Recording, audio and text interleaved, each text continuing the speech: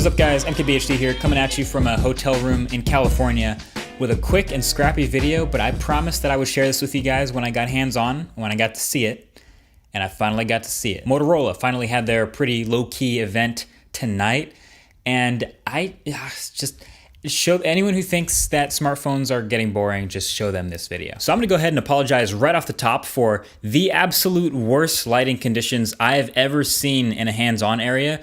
Motorola, why did you do it like this? Please never do it like this again. But nevertheless, I got some angles for you of the new RAZR and my initial impressions, and I'm just fascinated by this thing. So I've never owned actually the original RAZR, but all my friends did, and this new folding phone version is pretty much the same size as that flip phone from back in the day, one of the best-selling phones of all time. So it fits in the hand the same way, it's still super thin like the original, it's got the chin like the original, but it's basically a modernized 2020 version. Now, I've been talking over the past few months about all these different various ways to do a folding phone. This is going to be the favorite for a lot of people, and it's of course a vertical folding screen. So this is a 6.2 inch 2142 by 876 OLED display on the inside. They call it a flex view display. And on the outside, similar to the Galaxy Fold, you have a smaller display, a 2.7 inch 800 by 600 G OLED panel. That's going to be called a quick view display. And so of course, when you fold it down, the phone is literally half the size, just the way the original was. It really is something special. So I naturally had, like you might have, some questions about it. I only got to spend about an hour with it in the terribly lit hands-on area, so I'm gonna have to get my paws back on it again to do a full review and really get into the phone. But the first major question is, like, how well is it built? Is it really built well? Like, we've seen folding phones break, so what is Motorola doing to prevent that? Well, from my time, there's good news and bad news. The good news is this hinge design feels really good, really solid to me. It has a weight and a springiness to it, and it felt premium and satisfying to open and close. I mean, everyone knows the feeling of closing this phone, like snapping it shut after a phone call is gonna be super important. And of course, I couldn't quite capture it in this opposite of a well-lit room, but it's got a nice, it slaps, is what I'm trying to say. It slaps. It's pretty nice. The actual hinge mechanism is, again, different from the other folding phones that we were seeing, and it seems to work really well, to the point where if you lay it flat, there doesn't seem to be much of a crease in the screen at all, as far as I can tell, so that was impressive.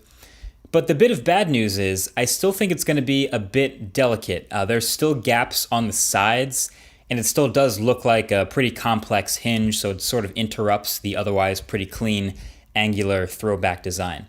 Also, when you start to fold the phone shut, you can see the bottom of the phone sort of start to tuck into the chin just a little bit, like you see that down there? You might not notice it at first. Sam Sheffer had to point it out to me, but it's worth showing. Definitely gonna have to get this phone in the hand though for longer than an hour to see what the durability is like. But speaking of the chin, what's in there? Because that's a pretty big chin on this new RAZR. And that's because many of the important components live down here too. So at the top of it, you can see that's where your fingerprint reader is. So if you still want to do fingerprint unlock, you can do that. And then at the bottom is of course also your USB Type-C port. No headphone jack, but there's your speaker grill. So it's all downward facing speakers here. And then up at the top, you do have a bit of a notch for your earpiece and other front facing sensors, but no camera up here. And that's pretty much it as far as design. The rest of it is basically a spitting image of that nostalgic RAZR. Everything about the shape, just the way it sits in your hand really, and the way it opens and closes. Yeah, it's really cool. There's also some Android tricks here to make it work, and Motorola has built in things the way they usually do with their Moto actions. So if you remember the double twist to open the camera, that's still here. Things like that. Oh, and speaking of the camera, that's the only camera.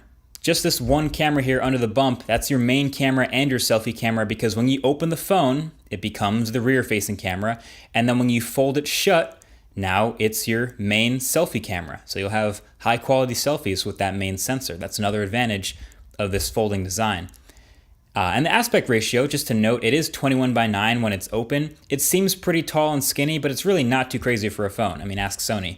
It fits a video full screen and doesn't cut off too much if you're into that. Apps will work regularly without having to be adapted instead of looking funky in some square aspect ratio. is looking good here. And one of the main things I really want to test more is the continuity between open and closed. I need to figure out how well that works. And also just what sorts of things you can do on that outside display. Right now they're showing things like the time, your notifications, and then you can answer texts and call up Google Assistant and do some pretty simple stuff like that, which makes sense on the quick view display. But that looks to be about it. And then the specs, for anyone interested, are upper mid-range, I would say, so not totally all-out flagship, but you got a Snapdragon 710 here, 6 gigabytes of RAM, and 128 gigs of storage built in. It's also supposed to be splash-proof according to Motorola, but there is no official IP rating, so I wouldn't go around crazy submerging it or anything like that. And the camera spec is 16 megapixels at f1.7 with no optical image stabilization. And then the official battery size is 2,510 milliamp hours. So definitely on the small side for a phone with, let's be honest, a pretty big 6.2 inch display. But that's part of the price you pay to get a phone as crazy thin as this RAZR is. And then this whole thing, this whole package is gonna retail for $14.99. Yes, $1,500, and it'll be available in January 2020. So here's the thing. I want one. I'm gonna want one of these, but not in like a smart, like this is gonna be a good phone objectively type of way. It's definitely much more of a throwback, nostalgic way, and people who are younger than me won't even really understand that nostalgia. And also, a 6.2 inch display.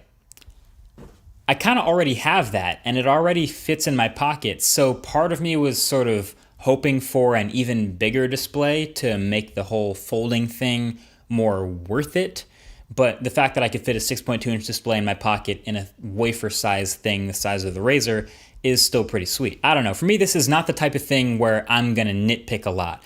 You've noticed this with the way I've talked about other first generation folding phones. Like, yeah, sure, I wish this one had a high refresh rate display. I wish it had a Snapdragon 855. I wish it had a headphone jack. I wish it had faster fast charging than the 15 watts that it supported. I wish it had a bigger battery.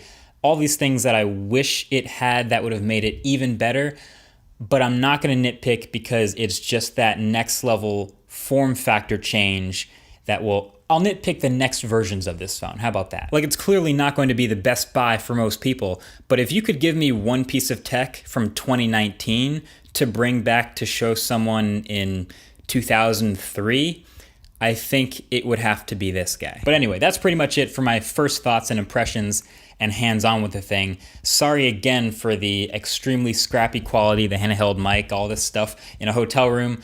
But now that you've seen it, what do you think of the whole RAZR folding phone concept? Is this actually the best version of a folding phone, or would you have liked to see a bigger screen like me? Let me know in the comment section below. I'm sure we'll be chatting away. Either way, thank you for watching. Catch you guys in the next one. Peace.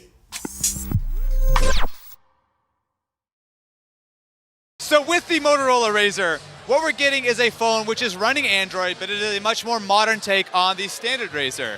So, to talk to the Android expert himself, hi, don't you love these video conditions?